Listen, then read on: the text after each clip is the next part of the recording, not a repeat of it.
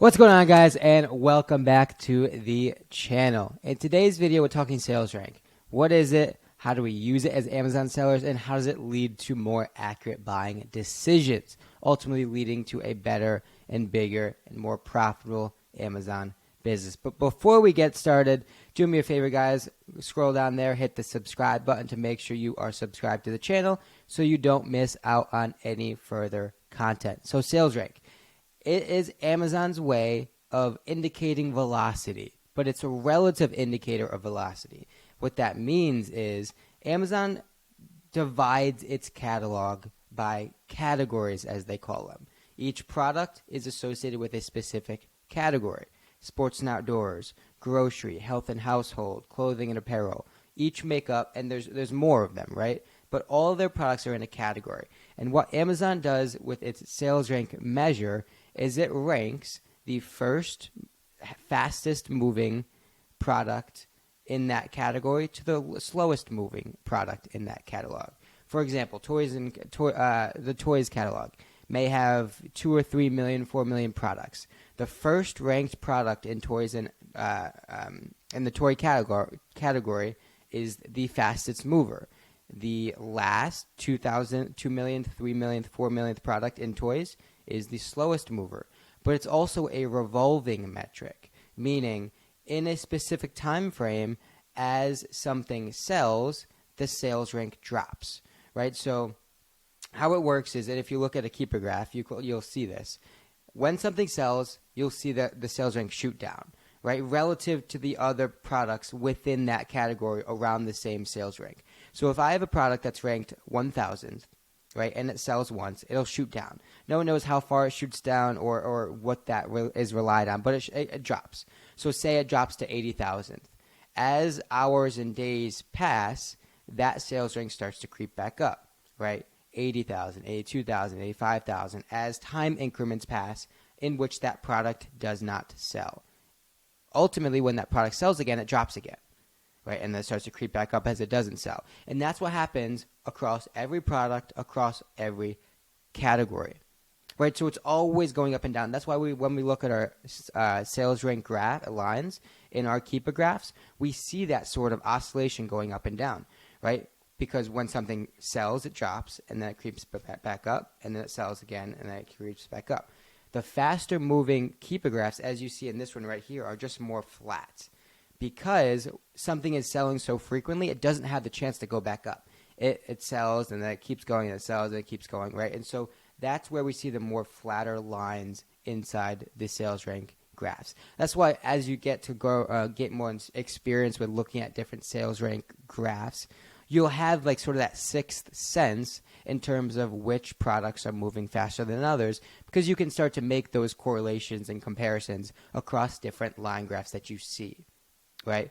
The important thing to note, though, is that because different categories have different amounts of products, all sales ranks are not equal, right? So a 2,000th ranked toy is not the same as a 2,000th ranked grocery item.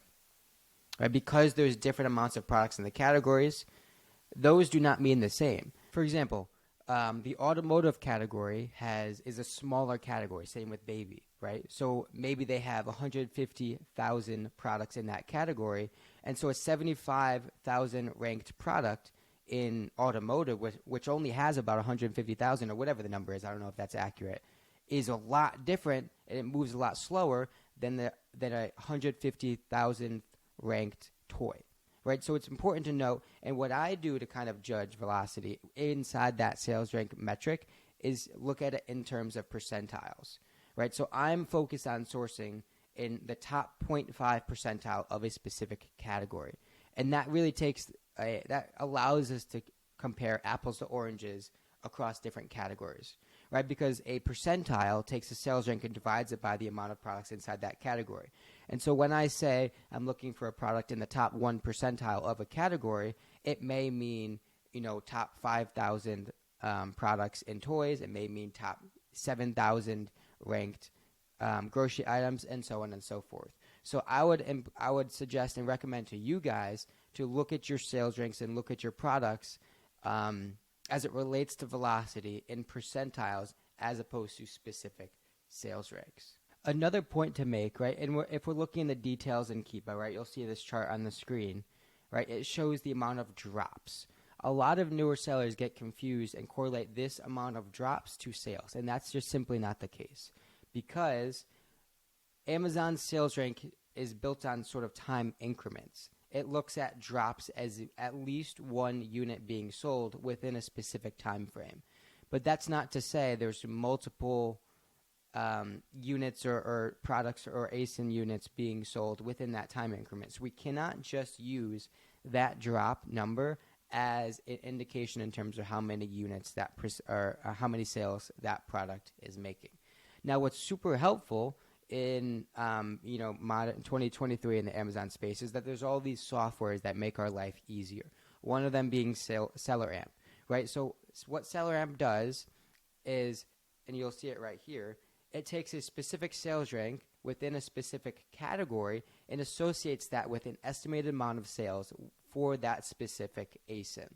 So it takes a lot of the guesswork and it alleviates that, right? It helps us out and gives us an actual number of sales that we can estimate in terms of the overall listing for a specific ASIN, right? So sales rank, it correlates that to a specific number of units inside that category. It has a bunch of algorithms that it operates in the back end. Also important to note that with that specific number is that is an overall indication of sales. So if we're looking at a variation listing that may have 5, 6, 7 different sizes or colors or styles or whatever, that sales rank and that amount of sales is cumulative, meaning every variation is combining to contribute to that specific sales rank, which ultimately affects this number of sales. And so we'll have to, there's other videos that I've recorded on this channel where you have to do that deeper dive into how much a specific variation within that listing is moving to really get that indication in terms of how much a specific product is moving. But that is it for today's video, guys. Sales rank fully explained. We can use this and start to apply to our sourcing decisions to make sure we're buying products that are moving, selling, and going to benefit our business in the long term. Thanks for watching, guys. Like the video, subscribe to the channel, and with that, we will see you in the next one.